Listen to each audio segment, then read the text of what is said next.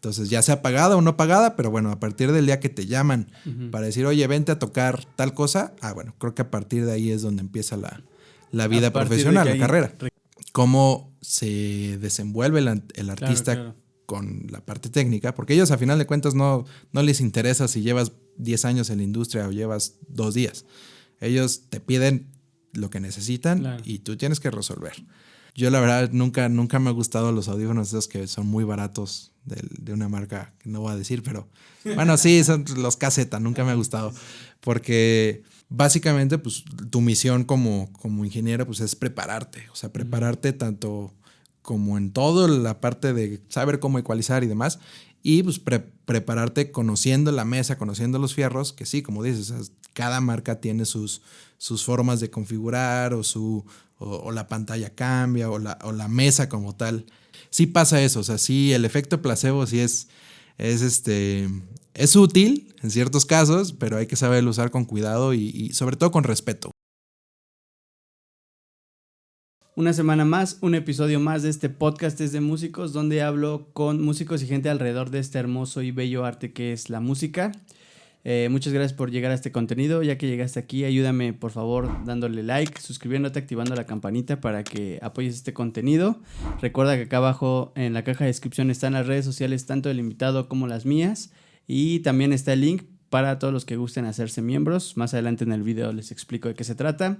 Y ahora sí, prepara tus palmas donde sea que estés viendo o escuchando esta entrevista, este episodio, para darle la bienvenida a nuestro invitado del día de hoy, que es ingeniero de audio, saxofonista, productor, gestiona también logística de eventos y es el director de la orquesta Big Band Jazz del Instituto Politécnico Nacional, Miguel Rodrigo Estrada.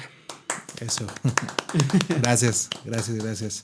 Muchas gracias por aceptar la invitación del día de hoy. No, hombre, gracias a ti y sobre todo a tu público que también nos ve y pues bueno, eso es todo un placer y un honor estar aquí. Como siempre, pues agradeciendo la oportunidad. Ay, qué chido, muchas gracias. No, pues gracias a todos ustedes, porque imagínate, este es el episodio 60 episodios sin invitados, sería muy aburrido verme. Sí, nada, pues muchas gracias y pues chingón a toda la gente que sigue tu contenido. Muchas gracias. Pues me gustaría comenzar preguntándote, ¿cuál de todas estas actividades es tu fuerte? Digo, ahorita ya decía que eres pues director de una banda, productor, claro. Saxofonista, también suples en la guitarra. Exacto. Ingeniero de audio en sala, no sé si también haces para monitores. También hago monitores. Que es, bueno, ahorita entramos a esos detalles, que es diferente. Exacto. Y ¿cuál de estas dirías que es tu fuerte? Pues los pozoles los domingos. No, no es cierto. Pues mira, últimamente, vaya, yo inicié mi carrera como músico. O sea, empecé como tocando el sax. Posteriormente, pues ya me pasé a la parte de aprender un poquito de producción en estudio, de edición, de todo este rollo. Ya después, digo, esto te lo digo como a manera de resumen. Me pasé ya a la parte de producción ya de eventos, es de meterme ahí como staff, de técnico, y aprender un poquito de jalar cables, de todo este rollo, ¿no? Y de ahí, pues bueno, ya me pasé empecé a aprender a operar y a agarrar las consolas de audio y todo este rollo. Y ya de ahí, pues para el real, y pues digo, afortunadamente la vida me ha llevado por caminos muy, pues vaya, muy diferentes en ciertos aspectos, pero bueno, todo es de la misma industria. Actualmente pues me dedico ya mucho más a operar shows en vivo como operador de audio. La verdad es que a mí a veces no me gusta tanto el término de ingeniero de audio por el término, ¿no? De ingeniero. Claro. Me gusta más como el aspecto de decir operador de audio. Claro. En lo personal, ¿no? Sí, es un... O como diría un amigo, un ingeniero ruidista. Entonces, pues bueno, pues me gusta un poquito más esa parte. Y actualmente me dedico mucho más a eso, justamente. Es como que lo que ha sido mi fuerte, sobre todo los últimos años. Perdón. Ajá. Ok, pero empezaste justo en las consolas operando audio, o empezaste en algún instrumento. ¿Cómo es que comienzas pues la carrera en la industria musical? Claro, pues mira, yo empecé desde muy chavito, o sea, vengo de familia de músicos. Okay. Bueno, familia, vaya, o sea, mi abuelo fue organista, tocaba misas, digo, vaya, un organista ya de los que estudiados, ¿no? Uh-huh. Entonces, de los que sí tocan misas complicadas, que incluso a mí me impresionaba mucho que mi papá me contaba que leía 3, 4 pentagramas simultáneamente, y aparte el pedalier y todo este rollo, ¿no? Y aparte sabía registrar y sabía un poco de acústica y todo, por lo mismo, ¿no? Uh-huh. Todo lo que implicaba. Claro. Mi papá, pues músico de conservatorio, él es pianista. Okay. Ya después se dedicó más a la docencia, uh-huh. En escuelas particulares y demás. Y pues bueno, ya yo de ahí pues me pasé a la música, en el aspecto de que, pues bueno, empecé como yo creo que todos, o sea, uh-huh. que empiezas picando uno u otro instrumento. Uh-huh. Primero el piano, luego la guitarra un poquito, y ya después de ahí, por azares del destino, porque pues bueno, en el entonces de que por ahí de la secundaria me gustaba como que la música de los Fabulosos Cadillacs y todo este uh-huh. rollo, que veía que tenían metales en vivo. Uh-huh. De ahí pues me nació el amor por el saxofón. Entonces desde ahí lo vi, me gustó, y pues bueno, de ahí se dieron las cosas para que yo empezara a aprender saxofón.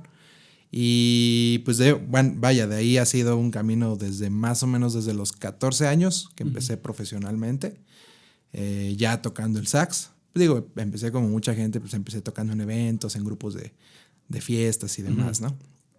Pero pues bueno, a partir de ahí del sax, ¿sí? Del sax exactamente. Okay. Por ejemplo, ahorita que comentas profesionalmente, ¿por qué consideras que a partir de ahí fue profesional? Pues mira, yo siempre considero que la chamba profesional, o a partir de cuándo lo considero, porque vaya, uh-huh. desde mucho antes, o sea, yo con mis papás, por ejemplo, mi mamá canta, mi papá toca, pero aparte también toca en misas, uh-huh. por la herencia de mi abuelo. Yo empecé cantando con ellos y tocando con ellos, y o sea, me empecé a meter a la música desde un poquito antes, pero creo que a partir de los 14 años, que en lo personal yo desde ahí empiezo a contar, es desde el primer día que te pagan una chamba. Okay. O que te pagan una chamba, o que te llaman, a lo mejor no te pagan, o te pagan bien poquito, uh-huh. pero que te llaman a hacer un show, uh-huh. o que te llaman a hacer alguna participación como músico. Uh-huh. Entonces, ya sea pagada o no pagada, pero bueno, a partir del día que te llaman uh-huh. para decir, oye, vente a tocar tal cosa, bueno, creo que a partir de ahí es donde empieza la vida profesional, la carrera. Requiere tus servicios. Exactamente. Interrumpo rápidamente este contenido para explicarte qué son las membresías. Las membresías son una aportación económica por beneficios exclusivos. Las maneras en las que puedes ingresar y acceder a estas membresías es mediante entrar al canal y buscar la pestaña que dice membresías. Y la otra forma es ingresando al link que está abajo aquí en este video para poder adquirir y unirte a estas membresías. Hay 3 tipos de membresías distintas: músico cool, músico pro y músico leyenda. Te explico los beneficios de estas membresías. Al unirte como músico cool, accedes a insignias, stickers y un chat exclusivo para músicos cool. Al unirte a la membresía de músico pro, obtendrás los beneficios anteriores y se añadirán descuentos para mercancía que viene pronto, así como un agradecimiento durante el inicio del podcast. Y por último, músico leyenda. Al unirte en la membresía de músico leyenda obtendrás los beneficios anteriores, pero obtendrás los beneficios más exclusivos del canal, ya que estarás en un chat exclusivo de WhatsApp. Podrás disfrutar de los videos del podcast 2 días antes, es decir, el sábado por la mañana tú ya podrás tener acceso al video, a diferencia de todos los demás que lo verán hasta el lunes. Pero eso no es todo, obtendrás contenido exclusivo que nadie más podrá ver, solo los músicos leyenda. ¿Y qué hablaremos en este contenido exclusivo? Daremos más detalles, nombres, cantidades y en general hablaremos información más particular en este contenido exclusivo. Ok, y entonces empiezas en el saxofón. Exacto. Y después, ¿cómo es que en tu camino llegas a las consolas? Pues mira, pasaron muchas cosas. Creo que es importante mencionar un aspecto importantísimo uh-huh. que en mi vida profesional marcó mucho de toda la historia que tengo en la producción de eventos, en la operación de audio en vivo, que cuando yo entré soy del Politécnico, uh-huh. estudié la vocacional. Eso fue por... ¿Ahí qué estudiaste? Ahí estudié la preparatoria, o sea, lo que viene siendo okay. el nivel medio superior. Sí. que tiene una carrera técnica que, por cierto, nada que ver, que estudié ecología. Okay. Y acabé y todo, o sea, todo sí, bien. Sí. Pero es chistoso porque yo ahí al Politécnico entré porque no me quedé en el conservatorio. O sea, primero saliendo de la secundaria, no pude ingresar al conservatorio porque, pues bueno, normalmente para saxofón y sobre todo en el aspecto clásico del conservatorio son pocos los lugares. Sí. Entonces los cupos son de 2 o 3 alumnos por año. Y los requisitos también son altos, no sé. Los requisitos son altos normalmente y pues bueno, o sea, también pues que te hacen examen de armonía y cosas así que luego la verdad es que yo nunca he entendido porque hay veces vienen tan, pues no complicados, pero sí como que demasiado específicos, ¿no? Y dices, pues vengo a estudiar música, ¿no? Se supone que no se supone que no sé nada, ¿no? Entonces, pues bueno, por esos aspectos no me quedé. Entonces mi plan de emergencia fue la vocacional en el Poli. En un principio, de hecho, yo no quería. Pero bueno, terminé ahí, empecé ahí. Y lo que me di cuenta en el Politécnico es de que no había una orquesta de jazz. Yo ya tocaba el sax, evidentemente. No había una orquesta más que la Sinfónica del Politécnico, pero no había un proyecto como tal que tuviera los tintes como de música más contemporánea en el aspecto, por ejemplo, en específico del jazz. Entonces yo me di cuenta que el Politécnico no tenía nada de jazz. En ese entonces yo estaba muy clavado con esa parte también, de que me gustaba mucho el jazz por lo mismo del sax. Y bueno, es interesante porque se me ocurrió la idea de, bueno, hacer una big band en el Politécnico Nacional. Evidentemente, pues bueno, el camino fue bastante tropezado en un inicio, porque pues bueno, evidentemente en una escuela que puramente su intención no es tener materias de música ni nada, de hecho no tiene prácticamente nada de música, no es su tirada. Entonces era complicado encontrar gente que tocara pues batería, bajo, y luego lo más complicado de una big band pues bueno son los metales, que tocaran trompeta, trombón, saxofón. Entonces eso fue lo más complicado. En un inicio sí empezó como un proyecto estudiantil con gente del Politécnico y con algunos invitados de otros lados, de la Superior de Música, de otras escuelas y todo, que tocaran ciertos instrumentos. Se les invitaba y si querían jalar, pues bueno, jalaban y se integraban. El camino fue algo sinuoso, se logró después de un par de años hacer ya una big band como tal. Claro. Y es interesante porque, bueno, a partir de ahí yo me di cuenta que había que hacer de todo. O sea, había que hacer no solo la parte musical, o sea, porque pues, a final de cuentas la parte musical, que es lo principal, que es conseguir los arreglos, conseguir los músicos, conseguir el lugar de ensayos, conseguir todo. Aparte de eso, pues bueno, la parte administrativa, que también es pelearte con la gente del Politécnico, que son gente muy cuadrada, o sea, gente que no tiene pues ni idea muchas veces de lo que quieres hacer.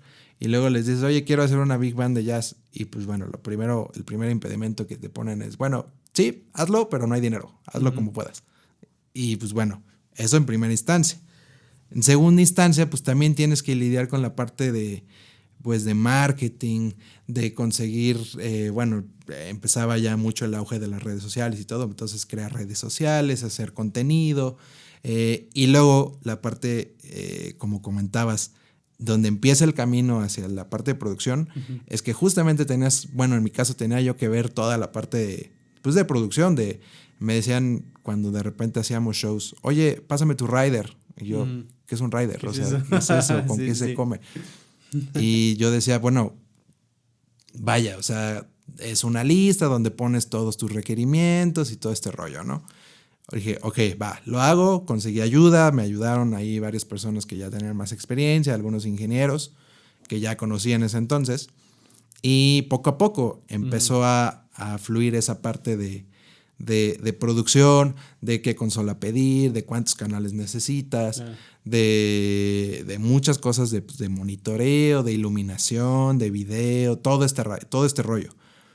Y a partir de ahí, pues descubrí como mi otra pasión que dije, sí me gusta, o sea, sí me gusta siempre me decían, es que te encanta meterte en problemas. Y la verdad es que sí, porque era muy caótico en un inicio. Me gustan los retos. Me gustan los retos. O sea, la verdad es que nunca he sido, no le saco a nada. O sea, la verdad es que me dicen, oye, haz esto, pues venga. O sea, ahora sí que aplica la de, pues di que sí, luego ves cómo resuelves, ¿no? Cómo se hace. Exacto.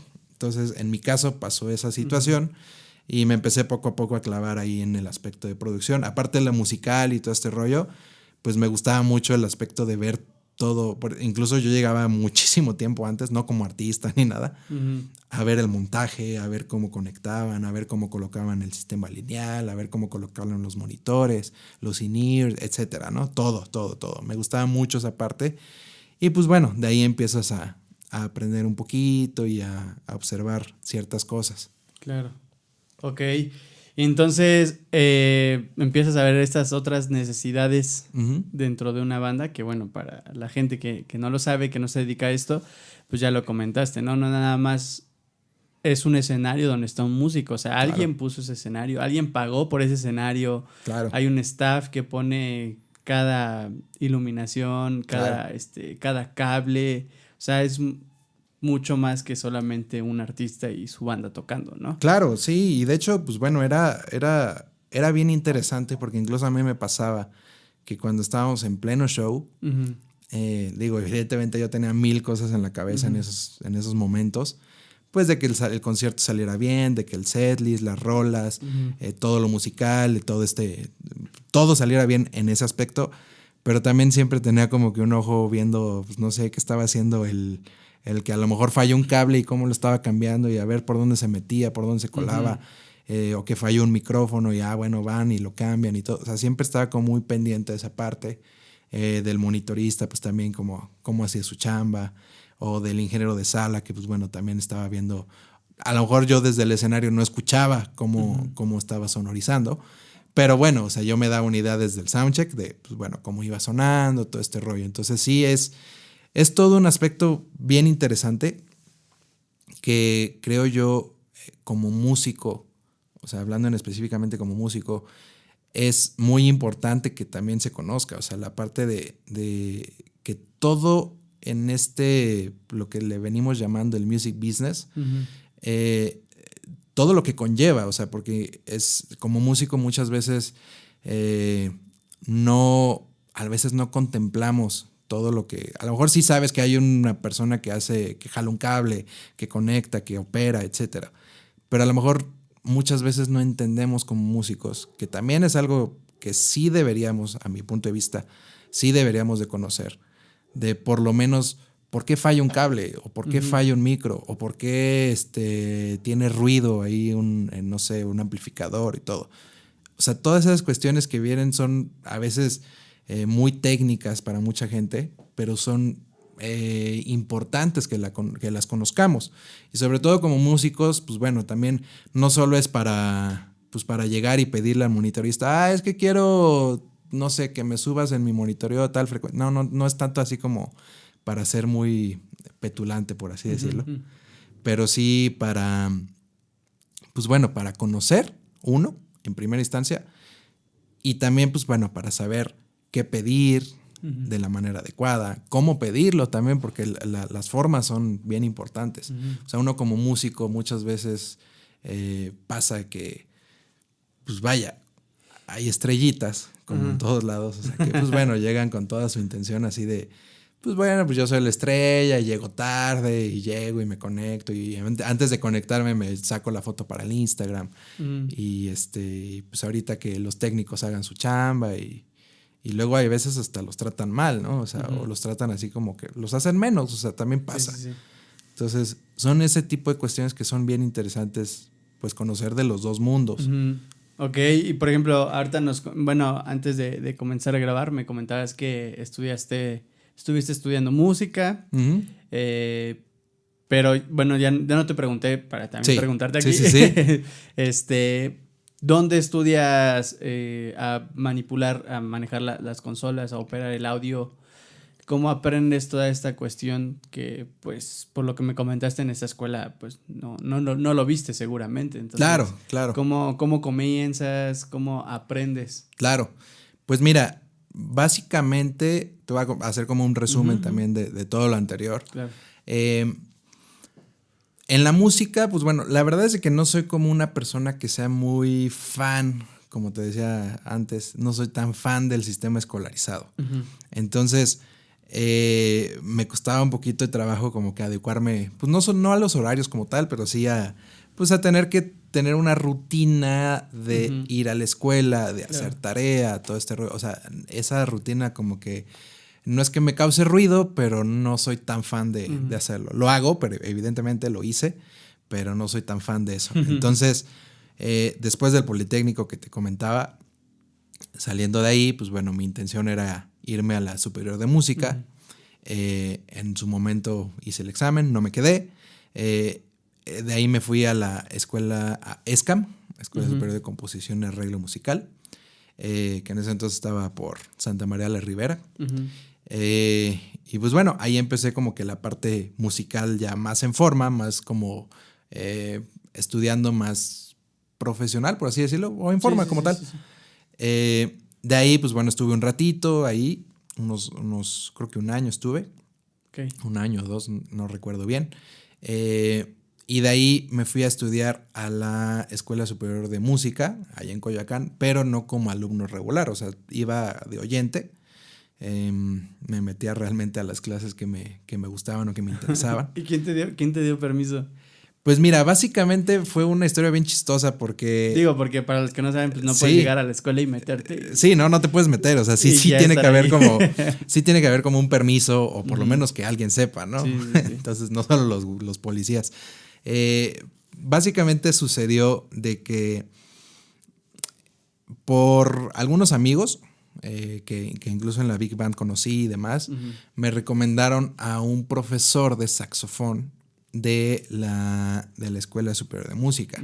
Con él empecé a tomar clases particulares. Todo esto en el Inter de ESCAM y del Poli, o sea, todo fue como en ese Inter. Empecé a tomar clases particulares con este profesor, que le mando un saludo, Alejandro Campos Bonilla, que es un gran saxofonista de la escena del jazz nacional. O sea, estuvo en un proyecto muy famoso que se llama SAC B.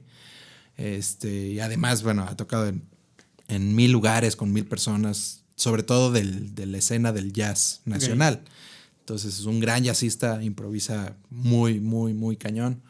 Lo admiro mucho porque pues evidentemente también tenía un sonido de sax, de tenor, sobre todo, un sonido muy, muy padre.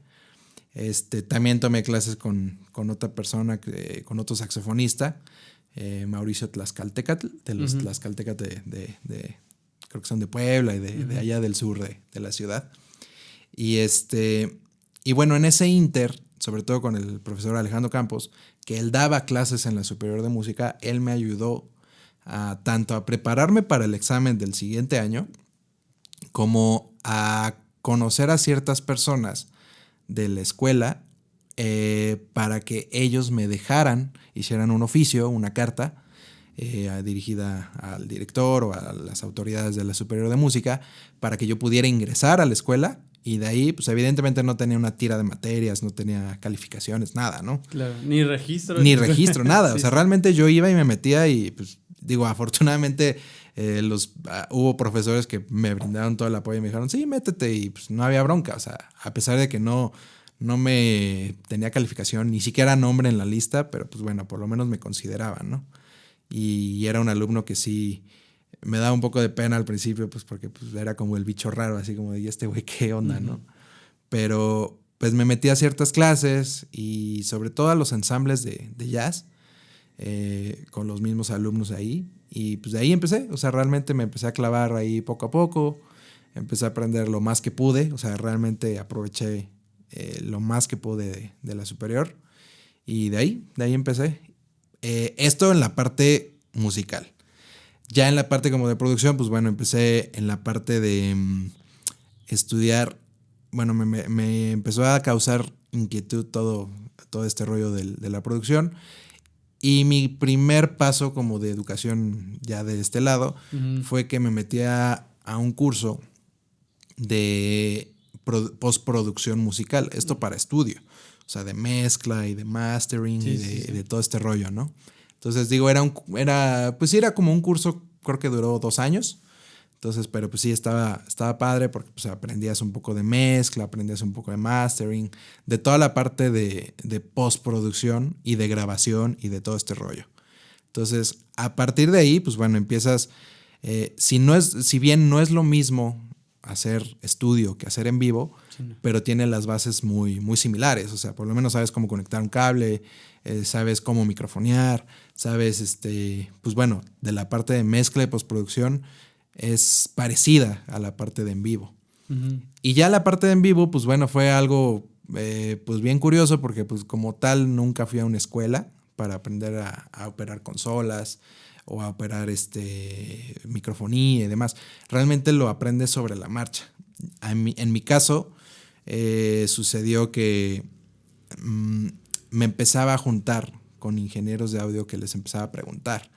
O sea, les empezaba a preguntar tanto cuestiones de cómo conectaban y cómo ecualizaban, cómo le hacían para que no hiciera feedback, o sea, hiciera ruidos raros o quitar las tierras, etcétera. Y posteriormente, pues también me sucedió que en ese inter también de todo este rollo, entré a trabajar con un artista de la escena del pop nacional que se llama Sandoval. Entré tocando el sax, ahí estuve pues, un ratito. Y de ahí conocí a 2 ingenieros que hasta la fecha siempre digo que son mis senseis. Les mando un saludo a Fernando Martínez La Máscara, que le dicen, es ingeniero de audio, y a Mike Gallardo, que también es ingeniero de audio, que bueno, hasta la fecha siempre digo que son mis senseis, porque con ellos, pues en esas fechas que yo iba como saxofonista, siempre, pues o me quedaba con ellos después del soundcheck o antes del soundcheck y les empezaba a preguntar y me les quedaba viendo y veía qué hacían en las consolas. O incluso ya empezaba las consolas digitales en su auge y pues bueno, me daban a lo mejor la aplicación de la consola en el iPad y empezaba a ver y a moverle y pues de ahí para el real.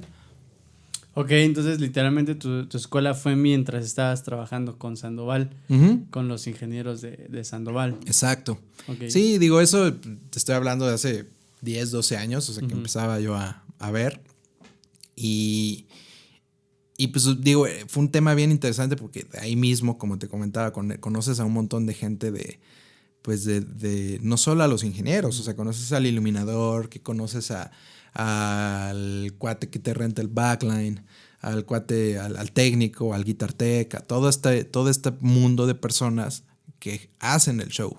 Entonces empiezas como que pues tanto a conocer gente, pues bueno, también a aprender de ciertas áreas, aprender por lo menos lo básico de qué hace un guitar tech, qué hace un técnico, qué hace un microfonista, qué hace el cuate que hace RF. Para los que no sepan, el RF pues es radiofrecuencia y todo este rollo, ¿no?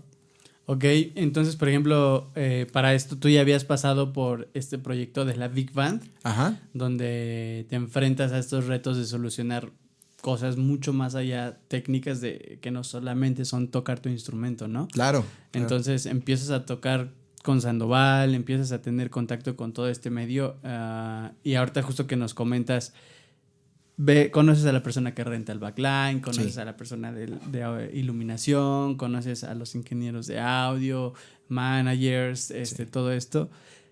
¿Empiezas a acercarte a ellos o solamente los empiezas a identificar o ya con este conocimiento y experiencia previa dices, mira, esto tal vez me sirva en algún momento, voy a ir a hablarle o incluso tal vez a sacarle el contacto? Claro.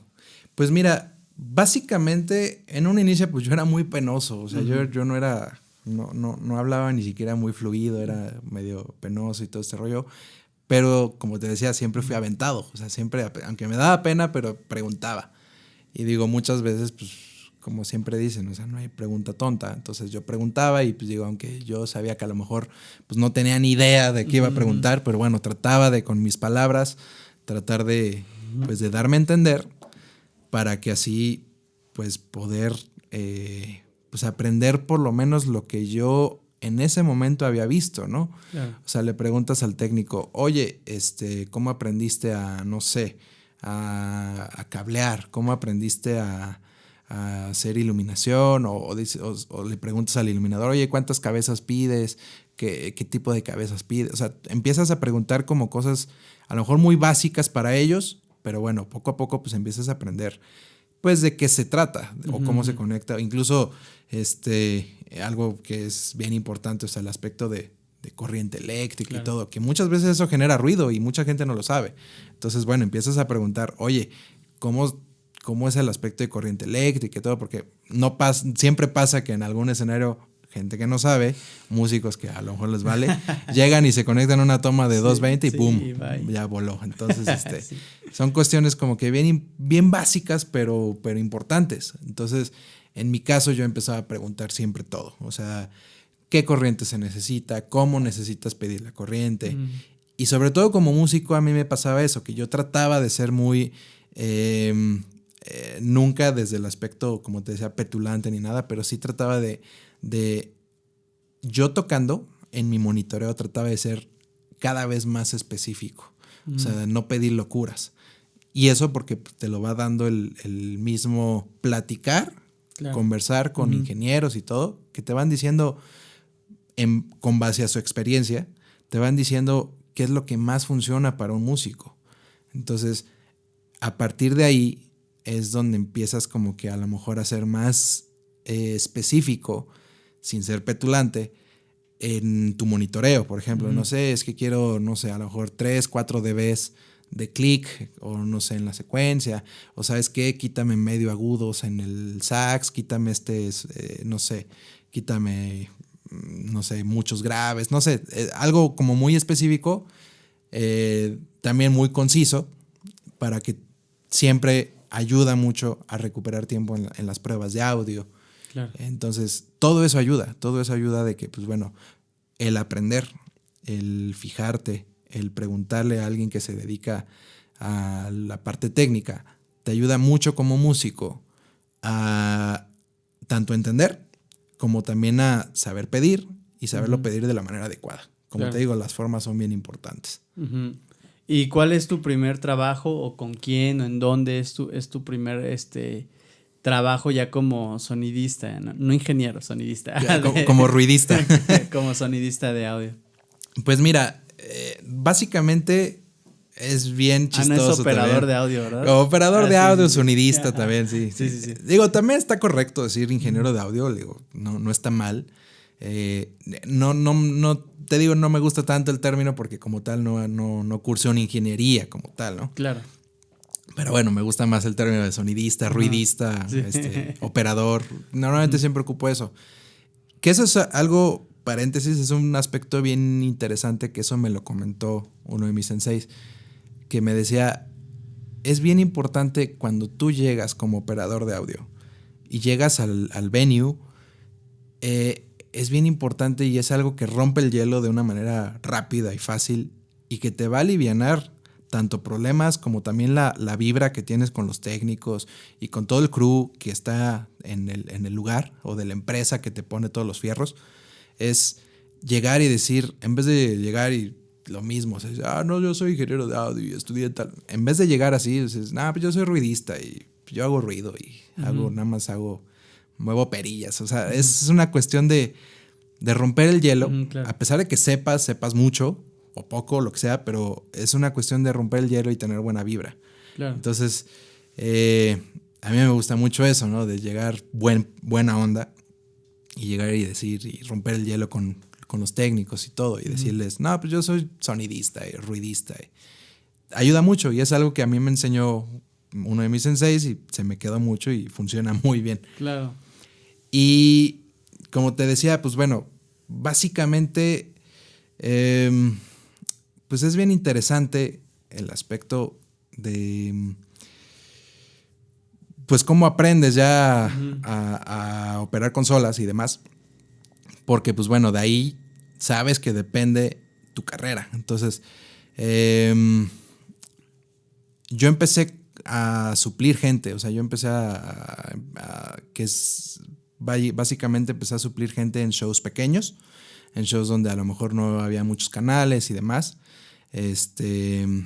No empecé operando grandes artistas. Como operador de audio no empecé tanto así, pero sí empecé, por ejemplo, en algunas salas de ensayo donde ya ensayaban artistas, por ejemplo, Enrique Guzmán, Lucía Méndez. Empezaba yo ahí a clavarme, y a lo mejor pues, evidentemente no tenían el dinero para traer al ingeniero de audio del show de Enrique Guzmán o de Lucía Méndez o cosas así. Entonces yo iba a los ensayos ya no como músico, sino ya empezaba yo con las nociones de la consola o de cómo microfonear y demás.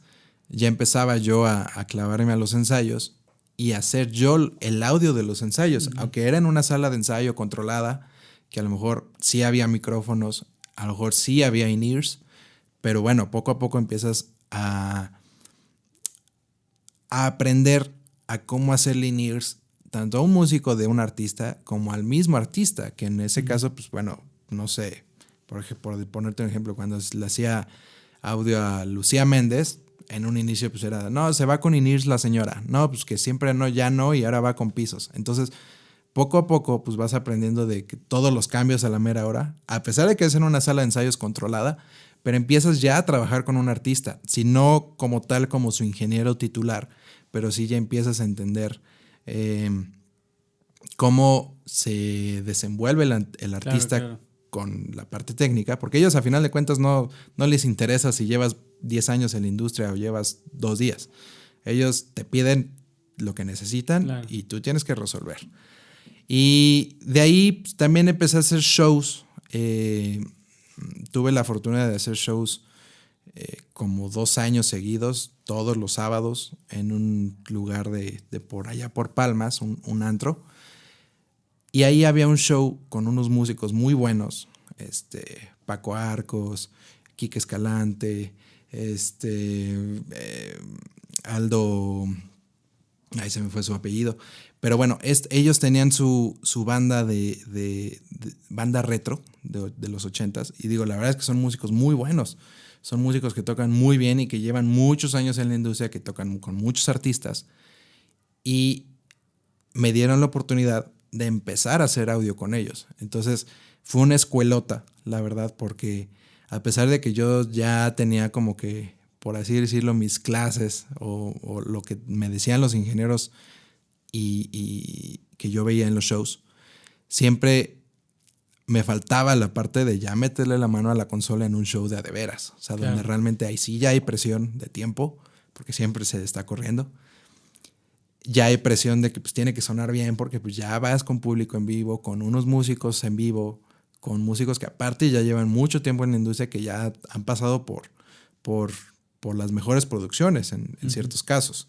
Entonces ya te enfrentas a eso. Entonces a mí me pasó bien chistoso porque pues, literalmente fue de pues, órale, vas al chilazo. Entonces ya después de eso pues empiezas a operar shows, empecé a operar corporativos, o sea, de que pues conferencias, todo este rollo, y poco a poco vas agarrando como que pues de todo un poco. Uh-huh. Y vaya, experiencias y formas de trabajo, que eso es algo bien, bien importante, que uh-huh. Poco a poco te vayas haciendo tu workflow, o sea, tu flujo de trabajo, de tal forma que te funcione. Uh-huh. Entonces poco a poco pues se va hacia eso, y ya, digo, básicamente empecé a suplir a gente en shows de artistas y demás, y poco a poco ahí fui quedándome, y hasta la fecha, digo, sigo, la verdad es que mi fuerte es, en los últimos años ha sido estar supliendo a mucha gente. Uh-huh. Ok, ¿cuál fue tu primer show ya con un artista? ¿Recuerdas cuál fue el primer show y qué retos tuviste que enfrentar para ese día que tal vez no te sentías tan listo, pero pues lo pudiste hacer? Claro, pues mira, ya un artista o una banda reconocida en ese entonces, ya tiene varios años, ya como yo ingeniero, yo solito, porque uh-huh. De hecho a mí me tocó hacer todo, no había ni staff ni nada, me tocó hacer de todo. Era una banda que venía, era de un artista que se llamaba Mosi, que estuvo en Ritmo Peligroso, pero tenía a los integrantes de Ritmo Peligroso. Uh-huh. Entonces de ahí pues, fue como que de ahí para el real. Entonces de ahí, te digo, empezó la parte de los ensayos con Lucía Méndez y todo este rollo, y luego empecé a hacer shows con una señora que se llama Macedonia, que ya también es como que a lo mejor un poco de la vieja guardia, pero bueno, canta baladas y todo este rollo ya un poco más profesional, evidentemente. Y bueno, de ahí pues han pasado como que varios artistas a lo mejor no tan conocidos, pero pues sí, pues bueno, tienen su famita, ¿no? Entonces, pues vaya, muchos artistas que a lo mejor, o muchos músicos, más bien me he desenvuelto más como con músicos, que músicos me invitan y se hacen sus shows de sus bandas y demás. Yeah. Así empezó. Sí, sí. Y ya de ahí, pues bueno, empecé a hacer un show hace 2-3 años. Un show donde entré yo tocando, un show retro, que se llama Do You Remember? En este show, pues bueno, yo empecé tocando, como te digo, ahí estaba uno de mis senseis y un día me dijo, oye, ¿sabes qué? No puedo ir y no hay quien me supla, vas. Y le dije, oye, pero ¿cuánto tiempo tengo? No, pues era sábado y me dijo, pues dentro de 8 días, vas. Y literalmente así. Y de ahí para el Real, pues por razones del destino, de que pues bueno, él ya no podía y demás, me quedé yo como titular de ese show, donde es un show donde aparte de músicos hay 6 voces y aparte pasarela y un audio lineal grande y demás, ¿no? Entonces, con ese show pues me ha dado la oportunidad de hacer Arena Ciudad de México, hacer escenarios grandes, corporativos muy grandes en Cancún, bueno, en 1000 lados, ¿no? Y de ahí, pues bueno, han surgido las oportunidades de pues ir a suplir al ingeniero de Ninel Conde, a este mismo ingeniero que lo suplo muy seguido con Elefante. Entonces de ahí pues he hecho pues cantidad de artistas, ¿no? Como supliendo como tal. Como músico también me ha tocado, o sea, suplo a John Barrera cuando él no puede, con La Josa, que es algo bien interesante porque el show es un muy buen show. Ok, por ejemplo, ahorita nos comentabas que está padre o es importante aprender a pedir como músico. Claro. Tus necesidades en tu monitoreo, ya sea de piso o personal. Claro. ¿Cómo ha sido, igual en tu experiencia, digo, cuando vas con bandas que llevan años trabajando con ingenieros, pues ya saben, evidentemente, pedir lo que necesitan, ¿no? Claro. Pero hay gente que tal vez es su primera vez, incluso tal vez pidiendo algún monitoreo o trabajando con algún ingeniero así específicamente. Entonces, ¿qué diferencias hay entre alguien que ya sabe pedir y alguien que no sabe pedir nada en cuestión de audio? Sí, mira, es algo bien interesante porque para ello creo que sí hay que entender las dos partes. O sea, para saber aprender a pedir bien, correctamente, creo que sí es bien importante que tanto como músico conozcas un poco, o sea, por lo menos lo básico de por lo menos qué micrófono te funciona mejor o qué micrófono es el adecuado para tu instrumento y que a lo mejor conozcas pues a lo mejor la diferencia entre pedir una mezcla mono y pedir una mezcla estéreo. O sea, cuestiones las más básicas. Es bien importante que por lo menos se conozca eso. A lo cual invito que a los músicos que pregunten, o sea, como en mi caso, que pregunten a los ingenieros, pregunten de la mejor manera, decir, oye, ¿qué me conviene más? Y yo estoy seguro que muchos les van a contestar de la mejor manera. Entonces, digo, para ello, en primera instancia es bien importante eso.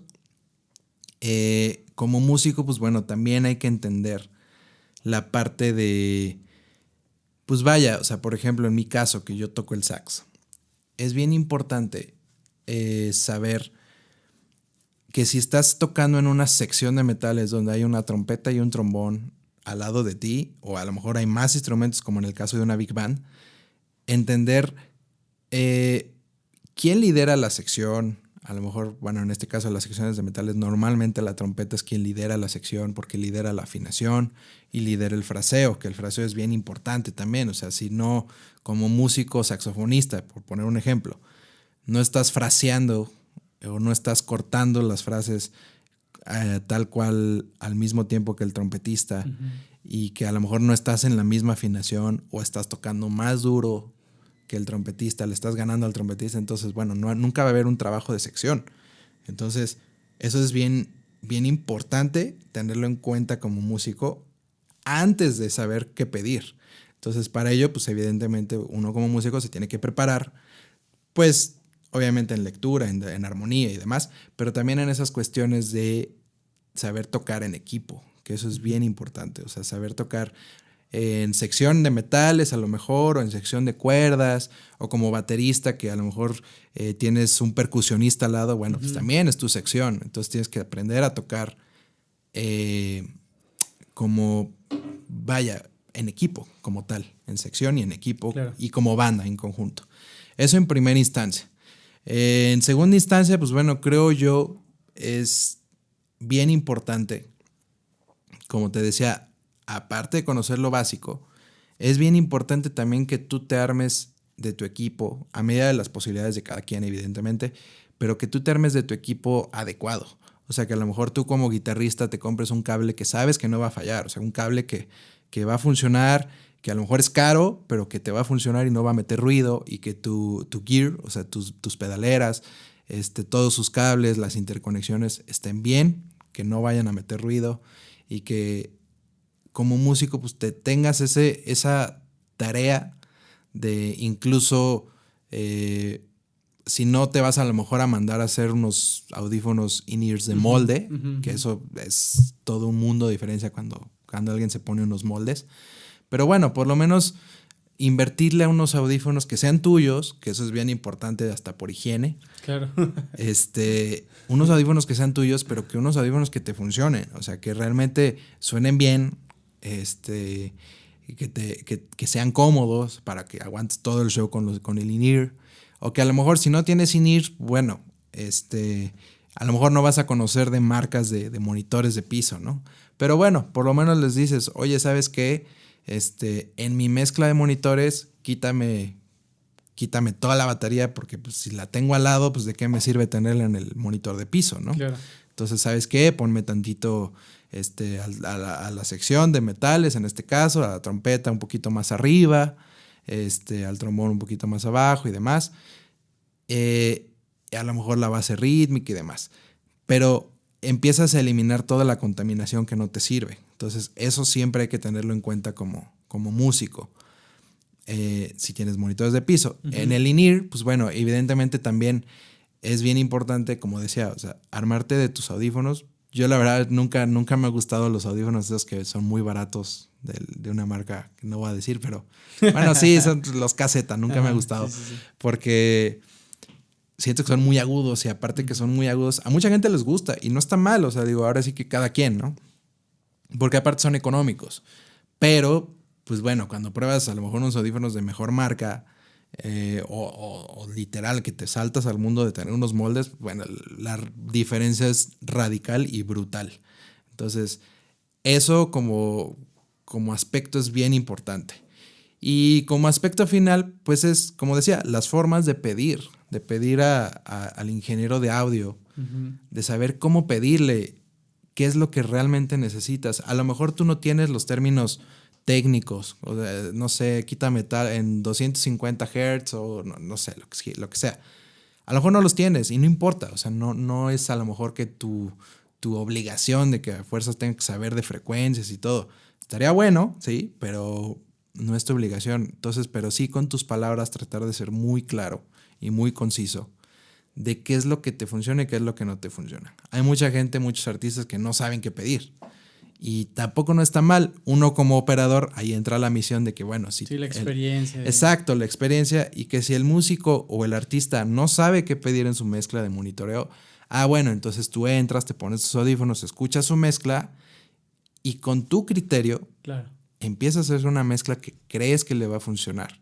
Claro. Entonces ahí entra la parte bien interesante donde se fusionan los dos mundos, de entender como músico, estando en la consola, entender como músico, cómo un músico te habla, cómo un músico, qué es lo que le funciona a un músico. Eso es bien importante y eso es algo que también creo que la mayoría de los ingenieros de audio o todos los ingenieros de audio o que hacen audio, estaría buenísimo que todos fueran músicos, o sea, que por lo menos tocaran un instrumento, estaría muy bueno porque te da otro panorama completamente distinto y te ayuda mucho a entender como músico y te ayuda mucho a entender cómo debe de sonar un instrumento. Eso es algo bien importante. Ok, por ejemplo, ahorita que mencionabas de las marcas de audio, que no te gusta caseta, ¿qué marcas de audífonos, digo, desde algo básico hasta algo ya muy caro, qué marcas recomendarías o incluso qué modelos de in-ears? Pues mira, o sea, yo siempre recomiendo marcas que te respalden en el aspecto que sabes que a lo mejor no te va a fallar. O sea, no necesariamente te voy a decir, no, cómprate tales audífonos porque suenan bien chingón, porque a lo mejor es mi percepción. A lo mejor a mí me gustan mucho los famosos Shure 215, pero a lo mejor a mucha gente no le gustan y a lo mejor dicen, no, es que suena bien feo. Puede ser. Entonces, yo lo que recomiendo es una marca que sepas que te va a funcionar y que no te va a fallar y no te va a dejar tirado en un show. O sea, por ejemplo, si te vas a comprar unos Shure, a lo mejor no te compres unos 215 que son el modelo más básico. A lo mejor cómprate unos 425 o unos 535 de Shure. Esto como previo a todo el mundo de los moldes. Ya si de plano te quieres aventurar a hacerte unos moldes, pues bueno, hay marcas. Vaya, incluso en la actualidad han salido muchas marcas nuevas, incluso nacionales, de gente que hace moldes y hace in-ears, que los hace muy bien. Pero bueno, marcas hay un montón. Yo en lo personal creo mucho en las marcas que han estado toda la vida muy respaldadas. O sea, por ejemplo, Ultimate Ears, que es una marca gringa. CTM, que son los Custom Tune Monitors. En mi caso yo tengo unos moldes tanto Ultimate como una marca que se llama Weston Audio. Entonces son marcas que te respaldan, que sabes que ya por la marca, a lo mejor sí te van a salir caros porque evidentemente estás pagando la marca, pero también sabes que estás pagando el respaldo de que te van a funcionar y de que a lo mejor si compras unos Ultimate sabes que si se te rompen a lo mejor te pueden remoldear y que a lo mejor si se te quema un driver, bueno, ahí tienen reparación, ¿no? Entonces eso creo yo es lo que más recomiendo, que pues bueno, a medida de lo posible se puedan invertir en unos in-ears buenos, de calidad, porque al final de cuentas también es algo bien importante, que es cuidar tu oído, o sea, cuidar tu herramienta de trabajo, que es el oído, porque pues, evidentemente pues también es algo que a lo mejor te estás metiendo al oído, que sabes que aparte de la parte de higiene, pues bueno, sabes que pues, si a lo mejor sonan muy agudos, pues bueno, a lo mejor a la larga te van a terminar jodiendo en ciertas frecuencias el tímpano, no sé. O sea, son cuestiones que sí vale la pena como músico o como ingeniero o como sea, que le inviertas a tu oído, ¿no? Claro. Es bien importante eso. Ok, ahorita que dices que son un poco caros, como ¿cuánto más o menos costaría unos de esos más o menos de los que tienes? Pues mira, o sea, básicamente son, híjole, van desde los, ya a lo mejor por muy baratos, unos 12,000 pesos, ya por muy baratos, a los, no sé, 30,000, 40,000 pesos. O sea, realmente ahí sí va muy, muy de la mano el aspecto de cuánto quieras invertir a cómo quieras sonar. O sea, porque también ese es la variedad de precios en las marcas reconocidas o famosas. Depende de, pues a lo mejor cuántos drivers tenga y todo, pero pues también de cómo va a sonar. Claro. A lo mejor va a sonar más grave, más gordito, más agudo, menos medioso, cosas así. Entonces va muy de la mano de cómo quieras tú sonar o cómo quieras tus in-ears. Entonces la variedad de precios es inmensa, realmente. Ok. Cuando estás como operador de sonido, ¿cuáles son los principales retos a los que te enfrentas? O sea, ¿cuáles son? Pues sí, justamente estos grandes retos que tienes que resolver cada que te enfrentas a esta situación.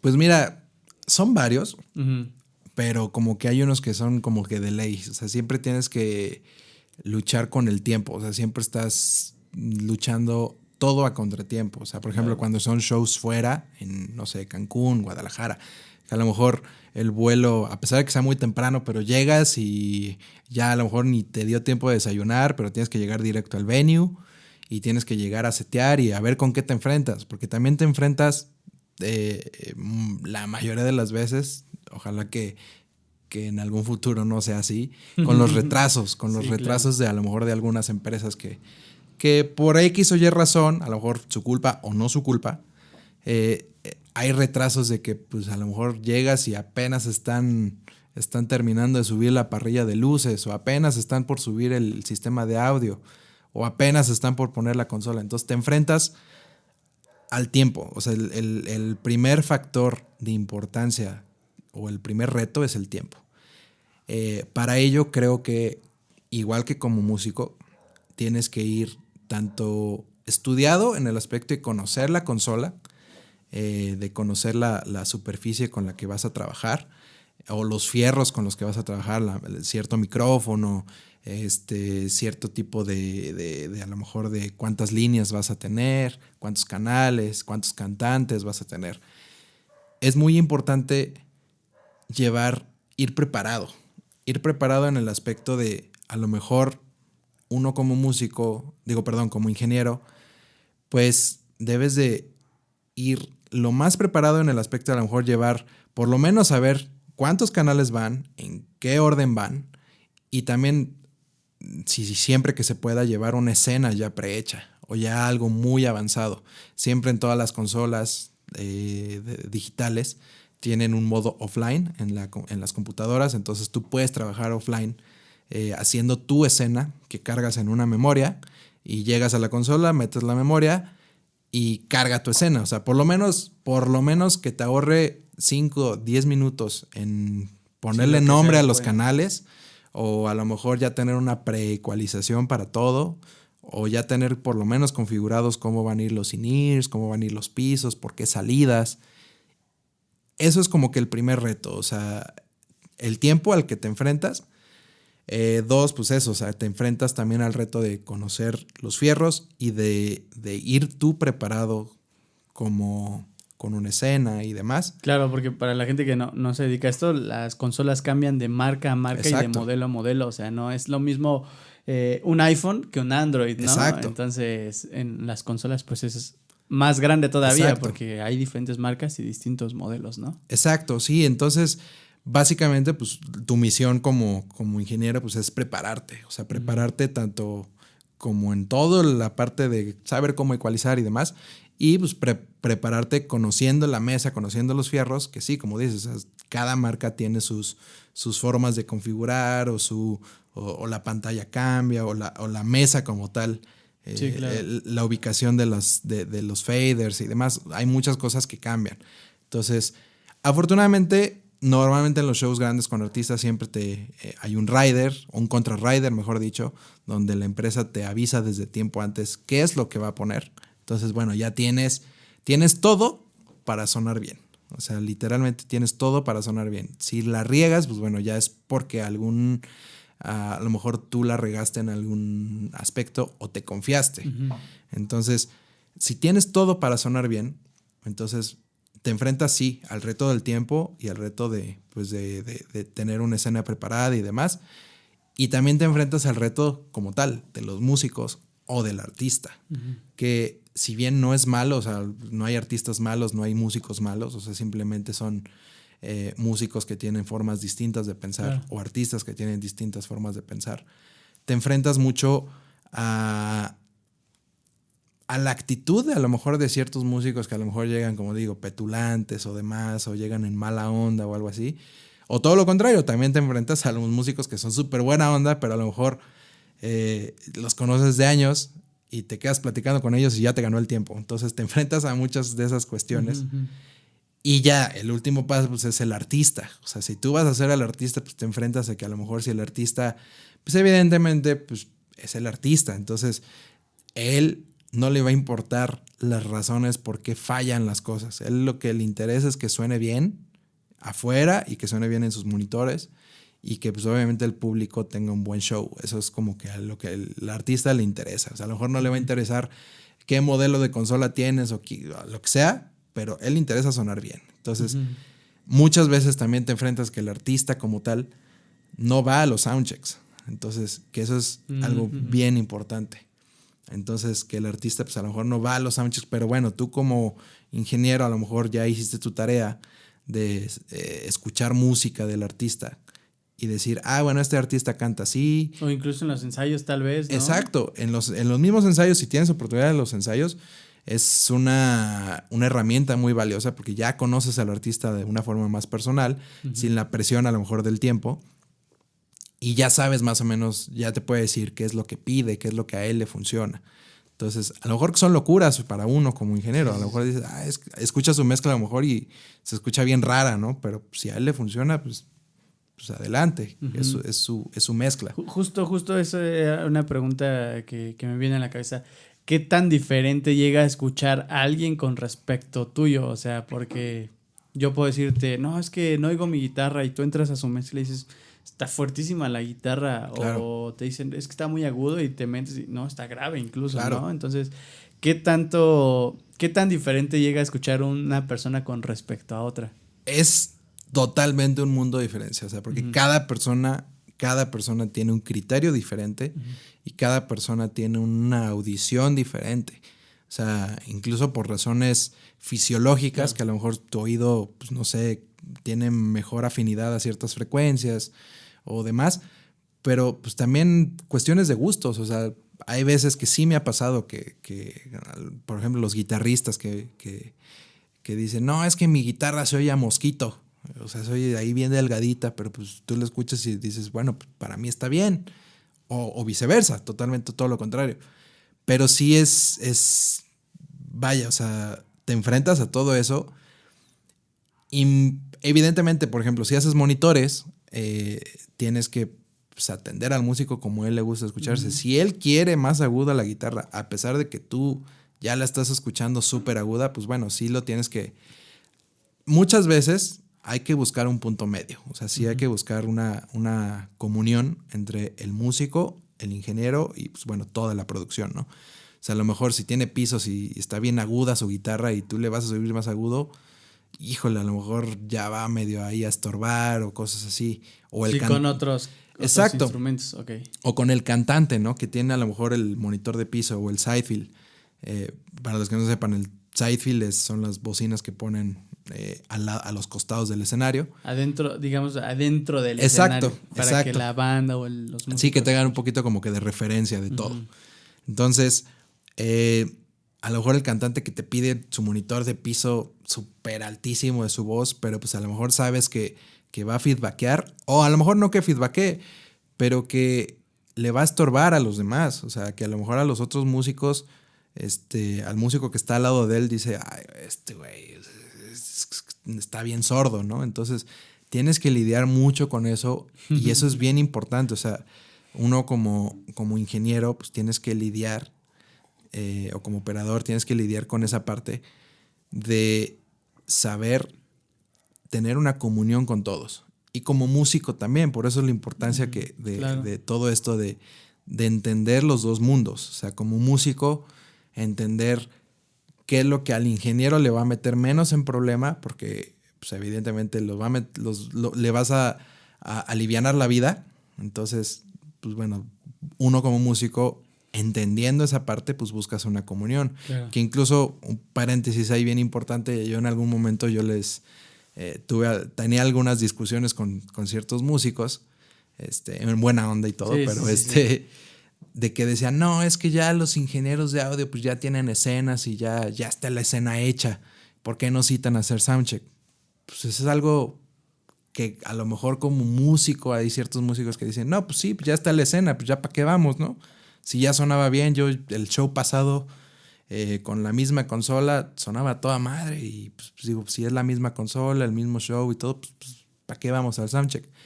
Es bien importante que sí, o sea, entender también como músico por qué es importante ir a hacer un soundcheck.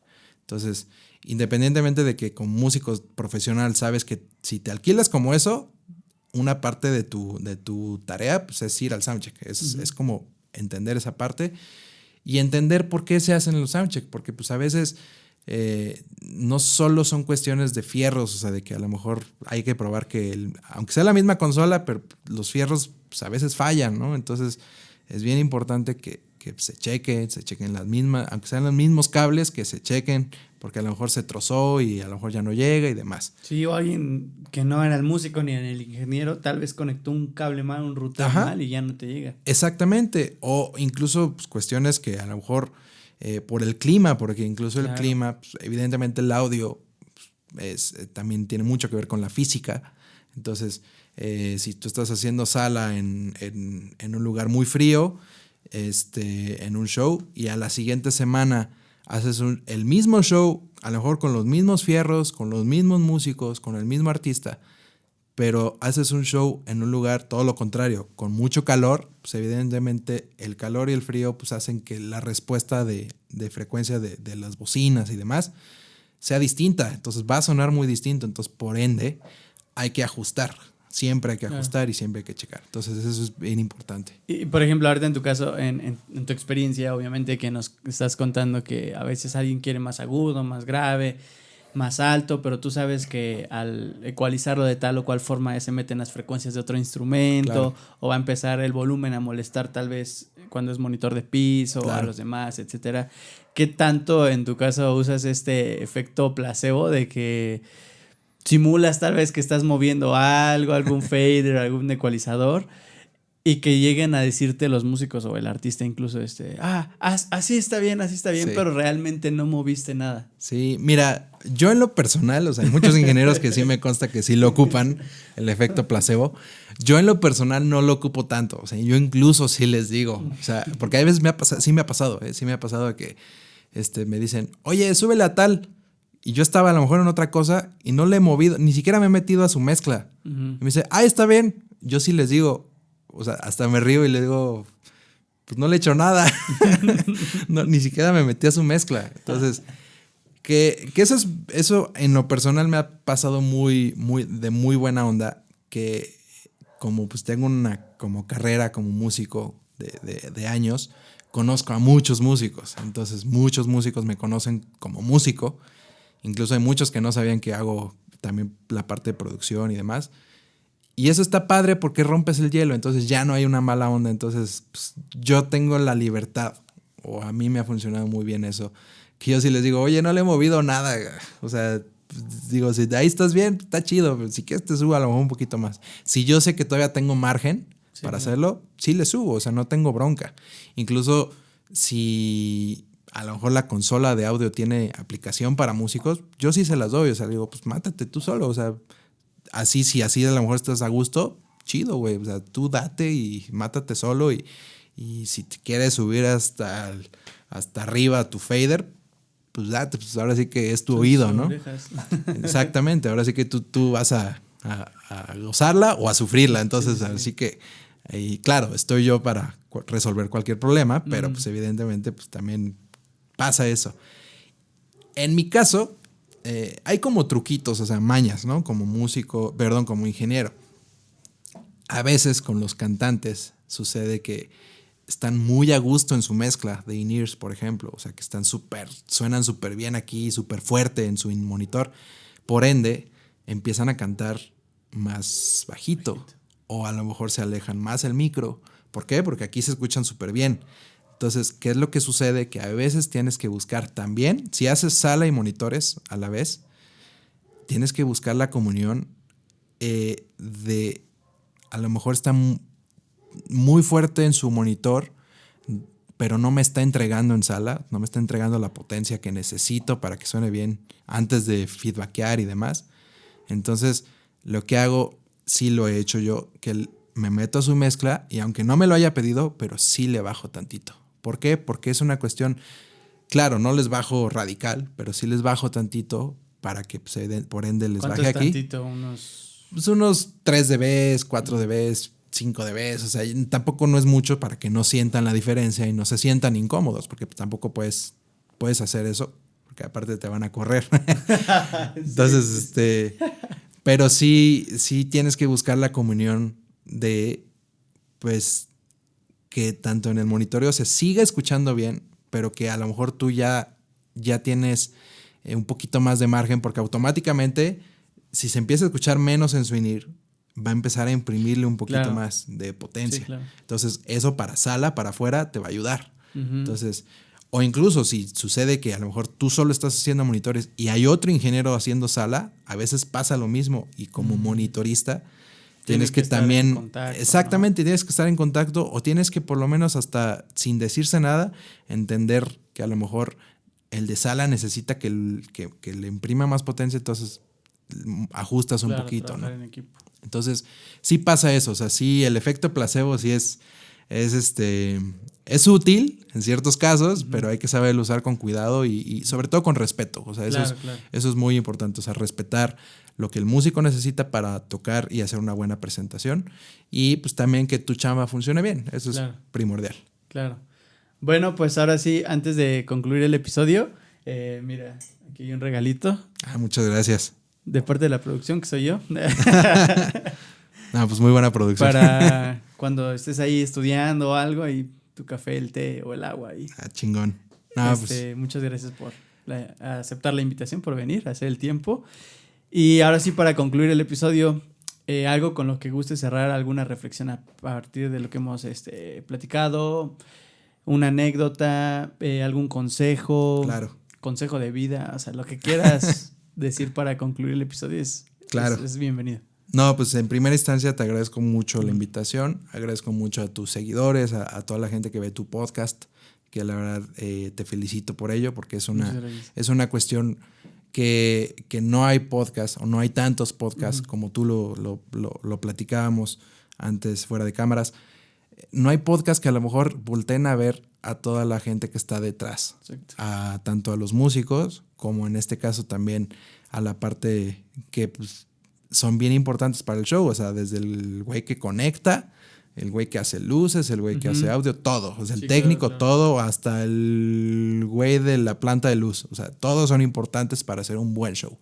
Entonces, creo que la reflexión que más me ha funcionado a mí es siempre tratar de aprender en primera instancia, siempre con buena actitud, o sea, siempre la otra persona, quien sea, que esté en el music business o en el espectáculo, siempre te va a enseñar algo. Entonces, y es bueno probar las cosas. O sea, aunque tú ya tengas una forma de trabajar que a ti te funciona, pero si a lo mejor otra persona te da un consejo que te dice, oye, estaría chido que hicieras esto, hacerlo. O sea, sí probarlo.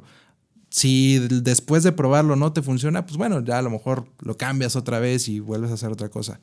Pero es bien importante que como músico, como ingeniero, como manager o como lo que sea que seas, que te estés dedicando a esta industria, que sepas y conozcas a toda la gente que está dentro de esta familia, que a final de cuentas todos hacemos un show. Entonces es bien importante y la reflexión es: conoce a la gente que está detrás, a todos, sin importar quién sea y qué haga, pero es bien importante conocer lo que hace la otra persona, entender su chamba y también hacer una comunión con todos para que todo fluya de una mejor manera. Claro. Pues muchas gracias de nuevo. No, hombre, gracias. Gracias a todos los que llegaron hasta esta parte del episodio. Quiere decir que te gustó, entonces ahora sí ayúdame dándole like, suscribiéndote, activando la campanita. Si puedes compartirlo, se agradece. Acá abajo en la caja de descripción están las redes sociales del invitado, tanto las mías también, y el link para que te vuelvas miembro del canal. Así que sin más por este episodio, nos vemos la siguiente semana con un episodio nuevo. Chao. Chao, gracias. Vientos. Bien, chingón, fluido.